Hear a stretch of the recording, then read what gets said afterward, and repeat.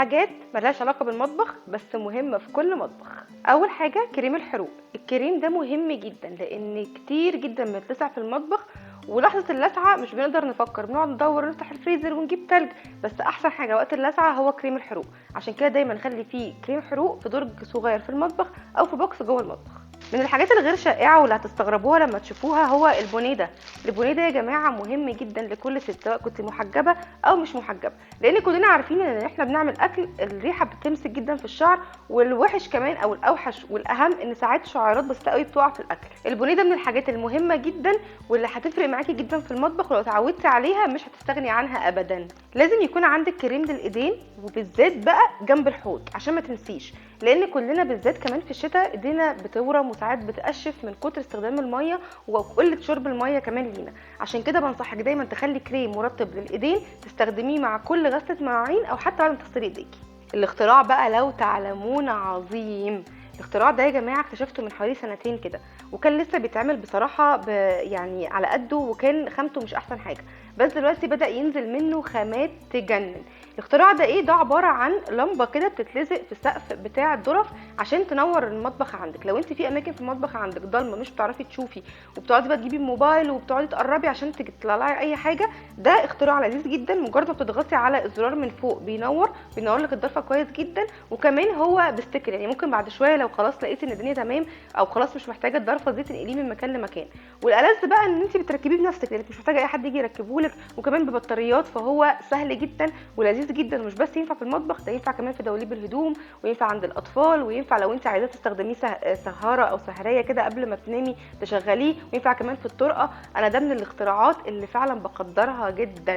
من الحاجات المهمه جدا اللي لازم تكون عندك في المطبخ هي نوتة صغيره وقلم يكون شغال، لان كتير جدا احنا في المطبخ بنفتكر مثلا ناقصني زيت، انا المكرونه خلصت، انا عايزه اجيب حاجه، حد يكلمك في التليفون انت محتاجه تاخدي رقم تليفون وانت ايدك مش نظيفه انك تمسكي الموبايل او موبايل على ودنك. كمان ساعات كمان بنحتاج ان احنا نكتب وصفات، او لو عملنا حاجه نكتبها عشان نسجلها. كل الحاجات دي لما تكون نوتة صغيره تحت ايدك والقلم هتسهل عليكي جدا، وهتخليك تكتبي كل حاجه، والنوتة دي تحتفظي بيها في درج المطبخ عشان ما تضيعش وما تروحش في اي حته، ويكون ليها مكان ثابت. وادعي لي في التريك دي بالذات. الكيس بقى ده مهم جدا، واغلبنا عندنا شمع متنطور كده في كل درج في البيت. انت بقى جمعي الشمع بعد اي مناسبه وحطيه في كيس زي ده، او حتى كيس سندوتشات.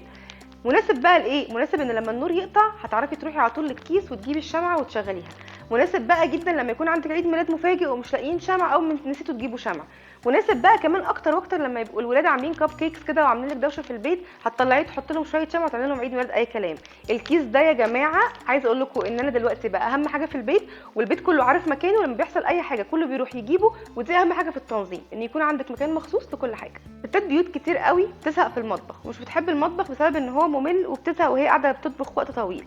انا بقى بصراحه بقالي فتره متعوده على الراديو في المطبخ. يا جماعه الراديو مهدور حقه جدا في مصر.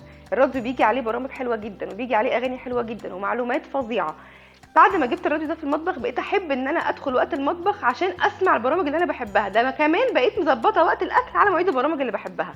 وجود راديو في المطبخ صدقيني هياخدك لمكان تاني، وهيخليكي تستمتعي جدا بوقت المطبخ، وتقفي في المطبخ وقت طويل من غير ما تزهقي. لو انت بقى بتستخدمي وصفه معينه بتشوفيها على اليوتيوب، او حتى بتستخدمي مسلسل بتحبي تتفرجي عليه انت بتطبخي، انصحك بانك تجيبي الحامل ده، لانك هتعرفي انك تشوفي الموبايل وهو واقف او كمان وهو بالعرض، وهتسمح لك ان انت تحافظي على الموبايل ان يجي عليه اي حاجه وتبقي حاطاه في مكان عالي.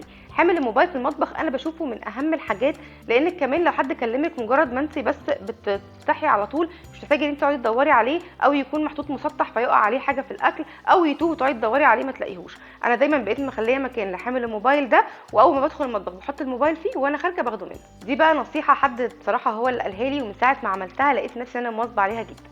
لو عندك فيتامينات او دواء بتغذيه على طول بشكل مباشر صبح ظهر عصر، خليه في المطبخ. عارفه ليه؟ لان ده اكتر مكان كلنا بنخشه على طول. وكمان الميه هتبقى جنبك، وجنبك حاجه لو محتاجه تاكلي حاجه مسكره، محتاجه تاكلي حاجه حادقه بعديه، كل حاجه بتبقى متاحه، غير لو انت حاطاه جنبك في السرير محتاجه لسه تروحي مطبخ تجيبي ميه، او تروحي تجيبي حاجه تاخديها معاه. فدايما الدواء لو كان موجود في المطبخ هتاخديه بانتظام، وهيفكرك بيه، بالذات لو انت كمان حاطاه في حاجه في حته قريبه منك بتفتحيها على طول. يعني ده ممكن يكون مكانه مثلا درج المعالق والشوك، ممكن يكون مثلا درج صغير، ممكن حتى تعلقيه في اي حامل كده في الادراج بتاعه المطبخ. كل الحاجات دي هتساعدك انك تاخدي الدواء بتاعك بسرعه، وكمان تكوني منتظمه بيه، ويبقى كل حاجه حواليكي ما تاجليهوش. الاختراع ده بقى بقالي كتير جدا مش بستغنى عنه، مش بس في المطبخ، كمان في كل حته في البيت. ممكن تولعي بيه شمع، ممكن تولعي بيه بخور، ممكن تستخدميه كمان في البوتاجاز بتاع المطبخ. هو احسن بكتير من الفكره بتاعه الاشعال الذاتي، وكمان في نفس الوقت هو مفيد في حاجات تانية. حجمه لطيف وبيتحط في المطبخ بيبقى شكله كويس، وسهل جدا ان اي حد في البيت كمان يستخدمه. ده ممكن تولعي بيه حاجات كتير جدا، وممكن تشغلي بيه كمان العيون بتاعه المطبخ. انا بصراحه حبيته جدا، وبقالي تقريبا سنه بستخدمه، وبيقعد معاكي فتره طويله جدا مش بيبوظ، وكمان موفر اكتر من الكبريت. دي كانت افكاري لحاجات ملهاش علاقه في المطبخ بس بحطها في المطبخ. قولوا لي انتوا ايه عندكم في المطبخ ملوش علاقه خالص بس بتحطوه في المطبخ؟